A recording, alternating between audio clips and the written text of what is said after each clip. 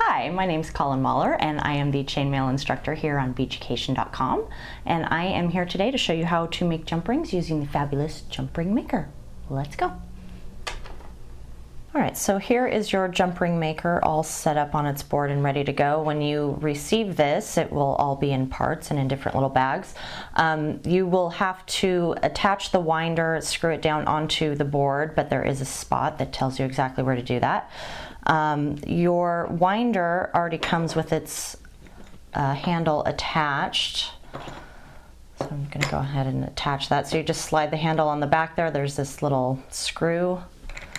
Just goes right in here. There we go. And just screw that handle on. So if you need to take this apart and stow it somewhere and that handle's in the way, you can just unscrew it, take it off. And now we're all ready to wind some jump rings. Now you have 20 different size mandrels here. They each have their own separate slot that is marked, and all but the smallest of these have the measurement actually marked on the mandrel. You have 20 different sizes, again, from 12 millimeter to 2.5 millimeter, and it goes in half millimeter increments, so 2.5 to 3 to 3.5 and so on. The mandrels have a hole in which you can stick the wire in as you're winding it. The wire will just stick right in that mandrel. So the measurement on your mandrels will indicate the inside diameter of your jump rings. All right, so now we're moving on to our cutting box. It's not actually attached to the board, it just sits right in this little slot. And your coil will sit down inside. There's a little groove down in here, you can kind of see it, that your coil of wire will fit into. And once you get that in there, you're just going to screw those down and then cut. This is our blade guard, and this is going to go onto our flexible shaft, and it will cover our circular blade that we'll be using to cut. It's got this nice big groove, or this cutout in the front that very handily fits right over the cutting box. So you'll protect your hand, and you have a guide for when you're going to saw your coils. And last but not least, we have the saw blade housing. There's two parts. It unscrews. Your saw blade will go in between these two. It'll sandwich in between these two little pieces, and then this will go down and fit into the chuck on your flexible shaft. And you also have a saw blade. This is a 1 1/4 inch circular saw blade that we'll be using to cut our coils. Alright, so you are going to start out by winding up a coil of wire, and I'm going to choose a mandrel. I'm going to choose this 4.5 millimeter mandrel, and if you can see this, there's a hole in one end of it, and you're going to put that end into the chuck on the winder. Make sure that you don't put it in so far that you actually cover up that hole. You want that to be exposed, and then you're just going to turn the chuck on the end of the winder. Get it all in there, all nice and tight. And now, get my wire.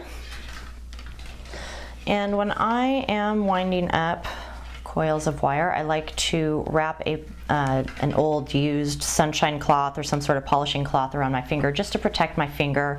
A piece of fabric or leather or something will do just as well.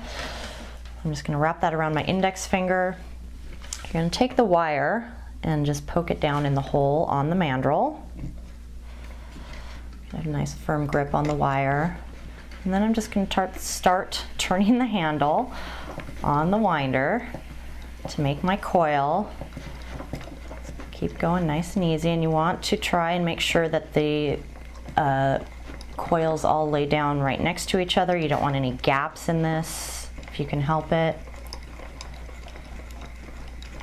Alright, so you can go all the way down to the end of the mandrel, and I'm using 18 gauge wire today to wind this up. You can use any gauge you need, really. Once I've gotten to the end of my mandrel, I'm going to go ahead and clip the wire off, and then I'm going to clip the end off of the mandrel and slide it off, and now I have my coil of wire. Okay, so now we are ready to assemble our saw blade and get it onto the flexible shaft so we can start cutting our jump rings. So you will need your Fordham flexible shaft. This is the shaft end, of course. And don't forget to have your chuck key handy. You will need this. You also need to have your blade guard, your blade housing, your saw blade, and a flathead screwdriver. A smaller one would be better. So the first thing that we're going to do is we're going to mount our blade into the blade housing. So I'm going to take my flathead screwdriver and unscrew the top off of this thing. Now when you're looking at your saw blade, it does have an arrow on it, and the arrow should indicate which way the blade will be spinning when it's cutting. Depending on your flexible shaft, you may need to turn this upside down. I have already tested this on our flexible shaft, and I already know that with the arrow facing up, this flexible shaft spins in the opposite direction. So I'm going to turn it over to the other side, and I'm just going to slide the slot in the middle of the saw blade onto the housing. Take the top and line it up so it sits all flat. It's like a little sandwich. And then take the screw it back into the top here. And your blade is all mounted and ready to go. Make sure that you get the screw nice and tight. You don't want your blade wobbling around in the housing while you're trying to cut, so that will give you a headache and probably ruin a lot of wire. All right, so once you have your blade all mounted and ready to go, you're going to want to put it onto your flexible shaft. Don't forget to put the blade guard on first, otherwise you will never get it on with your saw blade already attached. So you're going to get the blade guard on, just slide it on all the way over the top of your flexible shaft. Insert the blade into the chuck and go ahead and tighten that up. Now you want to make sure that you tighten this up very firmly. Make sure that your blade is not going to move or jiggle at all while it's in the flexible shaft, because that would be bad. And then I'm going to go ahead and slide the guard up, and if you look on the side here, you'll see a little notch carved out, and you're going to want to try and line up your blade with that notch. Now here's the tricky part. As you need, if you look on the back here, there's two screws that are going to screw down and tighten onto the flexible shaft. So you kind of got to hold everything in place and then get back here and tighten up these screws. Again, you'll need your flathead screwdriver.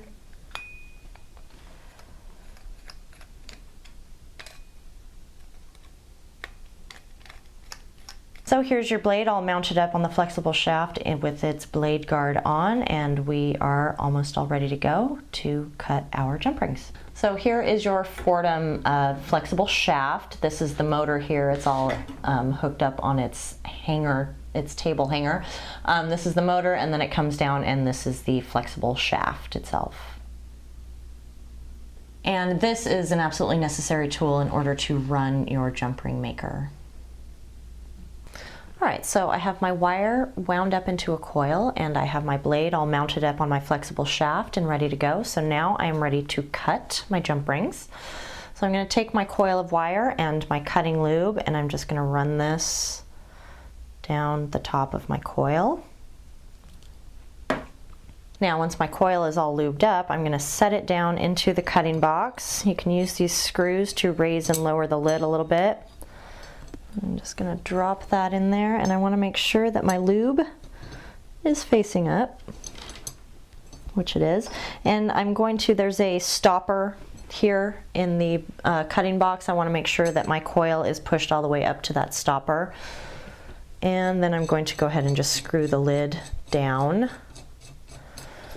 until it's holding that coil firmly in place. You don't want to get this too tight, but you want it firm, like so. Now you want to make sure when you've tightened this lid down, you want to check and make sure if you tighten it down too much, it starts to bow the ends of the lid down, so you don't want that.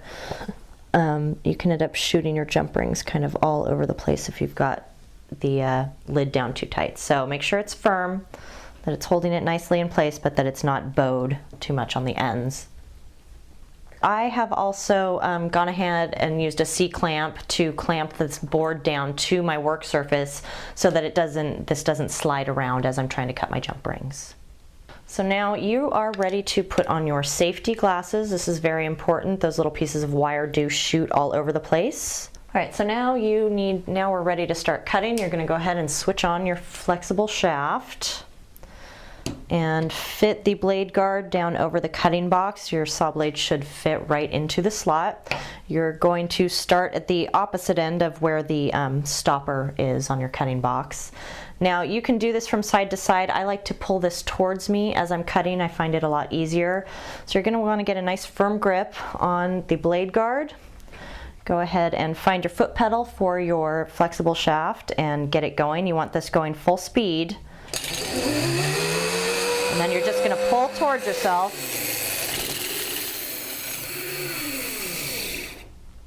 And you want to wait till the blade is done spinning before you pull it out of there.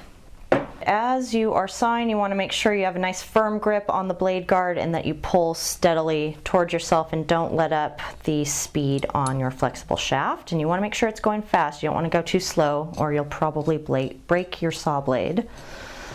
So I'm just going to unscrew the lid here. And here you have a whole bunch of jump rings.